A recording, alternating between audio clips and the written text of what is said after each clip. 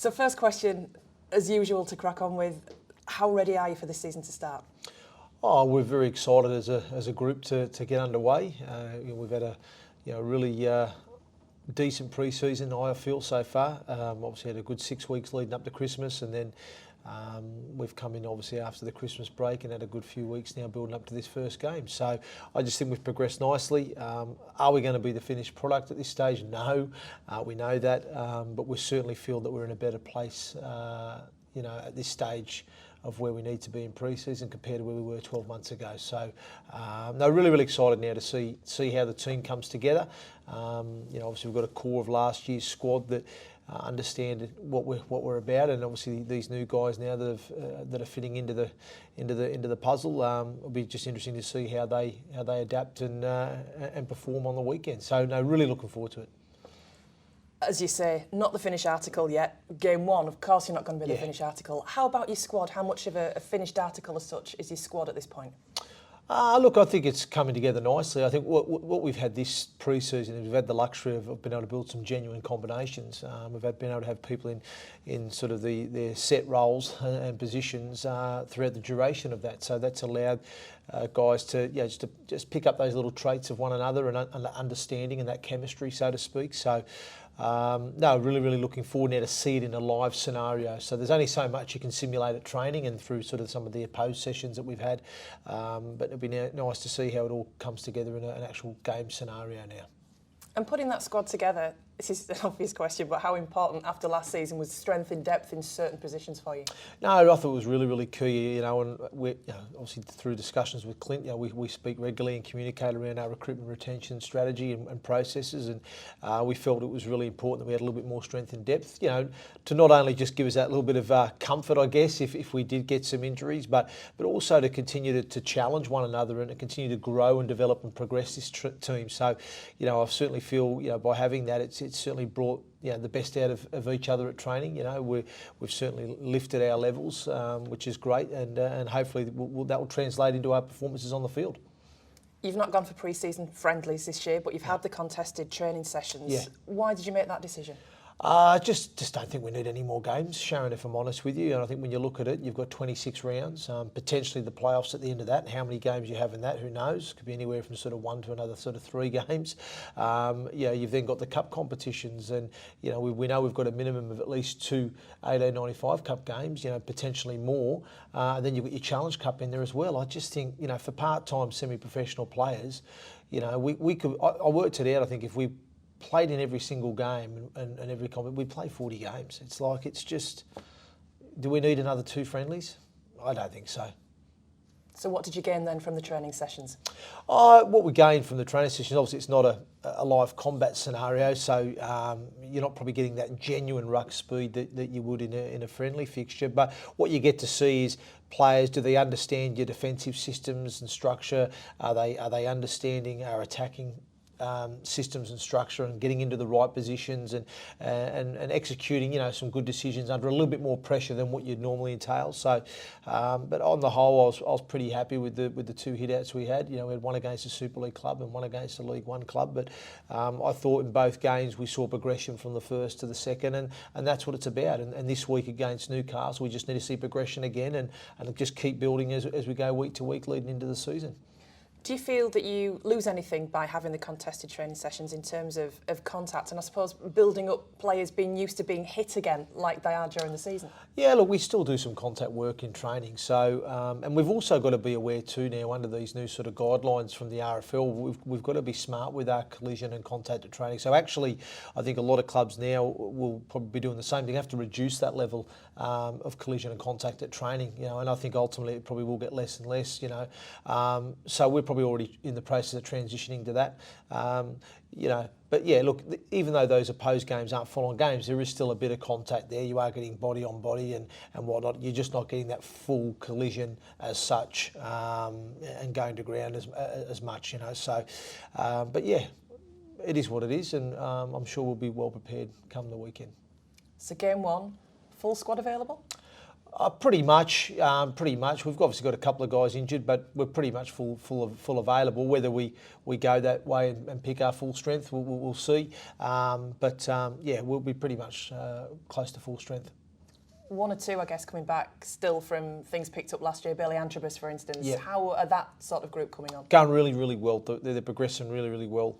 Bailey and Levi both obviously had the ACL surgery in the close season there, or the back end of the season. So both are progressing really, really well. And selection headaches. Game one, everybody fit for a start, but the strength in depth now as well. So where do you start? Well, yeah, ultimately, we've looked at pre-season as coaches. We've looked at the whole pre-season campaign. So the blokes that have, obviously acquitted themselves well through that will earn the right to play round one. So yeah, and we'll just see how they go. As well as looking at your squad as it stands now, I'm guessing you've probably had these conversations with Clint about loan players and dual registration. Again, you've not got down that route this season. No, not at this stage. We're happy with the size of the squad we've got at the moment. We've got enough there to get us started with. Look, it's not to say we won't look at potential recruitment moving forward through the year. We'll address that as we see fit. But for now, we're happy with what we've got. So on to the competition that you're starting with, the 1895 Cup. Almost a pre-season competition just because of where it sits this year. Yeah. How's it fitting in for you? Well, we're excited by the competition. We're certainly going to give it the respect it deserves. So, yeah, look, we're excited about it. So we'll attack it. And Newcastle, that's a funny one to start with, considering what they've been through in the close season.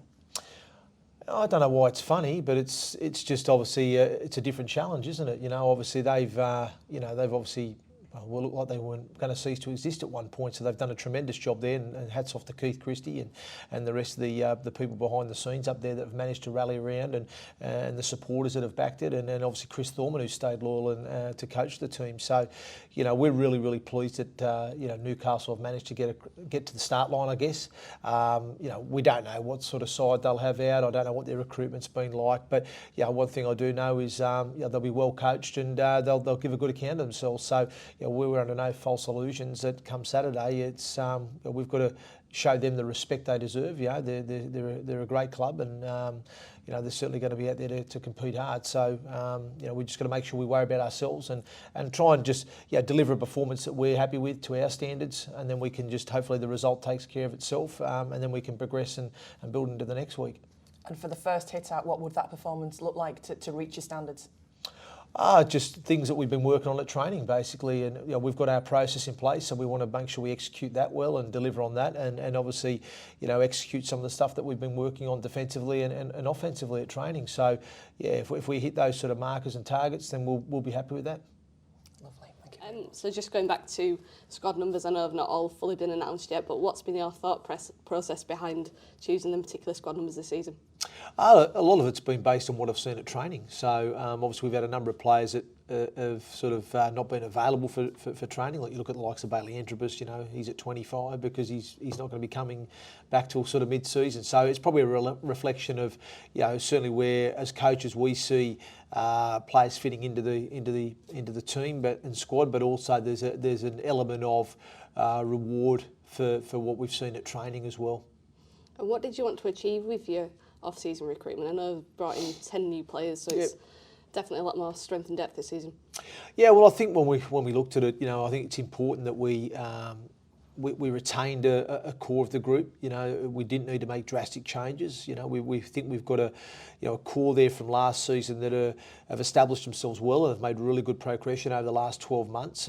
But then it was equally important to add a little bit more quality in certain key positions to help us grow and progress as a team. And maybe, like I said, just a little bit more numbers as well to give us that strength in depth to alleviate any sort of concerns if we do get a couple of injuries, but also to continue to challenge each other and add that healthy competition for places, which ultimately brings the best out in players. So that again helps the team to progress and grow. So for me, it's all about progression. As a club, we're looking to progress, off the field and on the field. So hopefully by having more numbers and a little bit more quality of player to add to what is already a really strong core for us, will help this team progress and grow.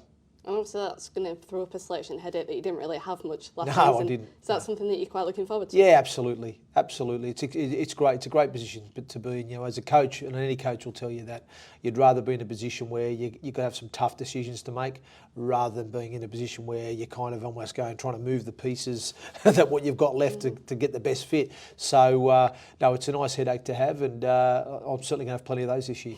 Yeah, no, I think definitely. What sort of vision do you have for the squad then on the field? What sort of style of play are we going to expect to see? I like to see us a little bit tougher defensively this year. I thought we had some really good defensive performances last year, but we need to be more consistent. So I think the big key for us this year is we've got to be more consistent in our overall performance, but a real big focus on being, a tougher team to break down defensively. But also we'll have a little bit more freedom with the ball too. So we'd like to have a little bit more ball movement and ask a few more questions. We're a little bit restricted last year, but that was where we were at as a team and as a squad. But I'd like to see us a little bit more, threat and attack as well. Obviously, the 1895 Cup, sort of a mini pre-season tournament in itself, really, it's kind of shaping up to be ahead of the season. Is the new format something that you quite like, or? Probably ask me that question at the end of it to see how it all sort of ties in. I think the only challenge with the cup competitions at the moment is, we're obviously starting the 1895 Cup competition. We have a couple of weeks of that. Then you go into the Challenge Cup. And I suppose with the season starting on the 17th of March, it's one of those. You could predominantly you could have 3 games in 3 weeks and then not have another fixture for another 4 or 5 weeks. So it's probably more of a logistical headache for us as coaches in terms of managing your kind of training plan, if that makes sense. So, but then again, you could go on if you're progressing in the Challenge Cup as well and the 1895, you could have 6 or 7 games before round 1. So it's a case of, whereas traditionally you knew you'd sort of come in your pre-season campaign, you'd have a couple of friendlies and you're leading into round 1, then your cup games would happen throughout the season, different times. So you could almost plan your pre-season a little bit better, whereas here it's a little bit different because a few games, then there maybe could be a big chunk of no games into season, or you could have a high number of games before coming into the season. So that's the only challenge with it. So we'll see how we go at the end of it. And I just wanted to ask you about the documentary. Obviously, the first episode sort of got released this time last week, gone down really well. What is it like for you to be a part of that? Oh, I'm really pleased to be part of it, and look, I'm an open book, so I'm not afraid to be vulnerable and share things, and I think it's important. We're not just trying to engage the rugby league audience. We're trying to create a wider audience, and we need to connect with those people. But I think the concept's great. I think what we're going to see with this documentary is, obviously there'll be an element of rugby league insight, etc. But there's also going to be a lot of insight into people, characters that are part of this journey and part of this story, and that will probably help connect with a wider audience too, because people will be able to relate to those characters within the storyline. But I think the director Craig Bingham's done a fantastic job, and Clint, what a great idea to endorse it and bring it to the table. So, I think it's a great thing that we've got going there, and hopefully people will enjoy it. Then obviously just going back to the playing squad, you brought in 3 sort of very young players. What are you hoping that they'll achieve in their time at the Knights? Well, again, for any young player, it's an opportunity, and again, this year for them is an opportunity to get a really good pre-season behind them for those guys. Their first, probably their first or second senior pre-season campaign. So all those 3, like you said, are in their development phase, so to speak. And like I say to any young player, I haven't got a crystal ball, how many games they're going to play this year. They probably won't play many.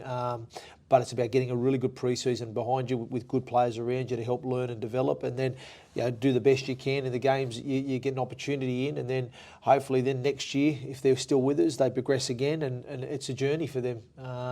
But I think what they will bring is plenty of energy, plenty of enthusiasm, and a willingness to learn and challenge their teammates. So, they've all acquitted themselves well so far. And how much are sort of the more experienced players now in that squad, talking like Jimmy Kynels, Richie Myler, how are they working with the younger players? Are they imparting quite a lot of their knowledge on them? Yeah, absolutely, mate. Really, really, really, really good. And that was part of the reason we brought those guys in. And you probably hear Clint talk about it a lot about OQP.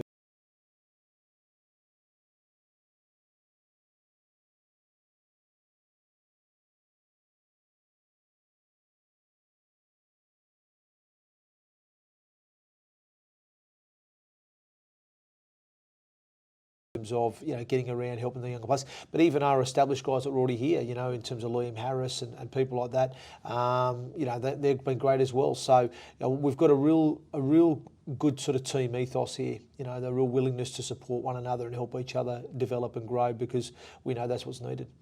And then just finally, obviously some of the younger players got obviously quite a lot of game time last season. How have they returned for pre-season compared to a year ago? Good, a lot more confident. Probably have a sense of believing they fit in and are part of this journey and part of this team. Like I said, it's been great to have them at training and really deliver it to a high standard. And like I said, it's going to cause me some selection headaches this year. But some of those younger guys probably know they played more games last year than was originally envisaged, which, like I said, hasn't been detrimental to their development. But it may not go that same way for them this year, with the strength and depth we've got and the quality that we have. But who knows? You never know. One or two might surprise us and play more than we originally thought. And that's what's great about this game and about this club, is we're not afraid to give opportunities to our younger players if they've earned it.